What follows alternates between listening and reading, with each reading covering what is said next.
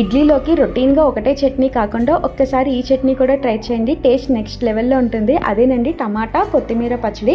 Of course ఇదేం కొత్త recipe కాదు, మీ అందరికీ తెలిసిందే. బట్ నా స్టైల్లో నేను ఎలా చేస్తానో మీకు చూపిస్తాను.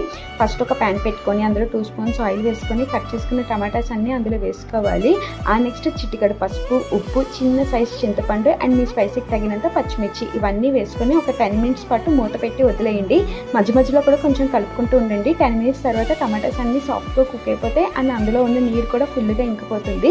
ఆ టైంలో మనం కట్ చేసుకుని గుప్పెడి కొత్తిమీరని వేసుకొని ఒక 1 మినిట్ కలుపుకొని స్టవ్ ఆఫ్ చేసుకోండి. ఇప్పుడు అది చల్లారిన తర్వాత మిక్సీలో వేసుకొని సాఫ్ట్గా గ్రైండ్ చేసుకోవడమే. ఇది రోట్లో రుబ్బుకుంటే టేస్ట్ డబుల్ అవుతుంది.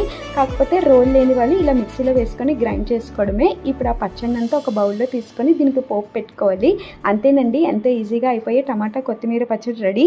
ఇది ఇడ్లీ, దోశ, ఊతప్పం ఎందులో అయినా టేస్ట్ మాత్రం సూపర్ ఉంటుంది. మరి మీరు కూడా ట్రై చేసి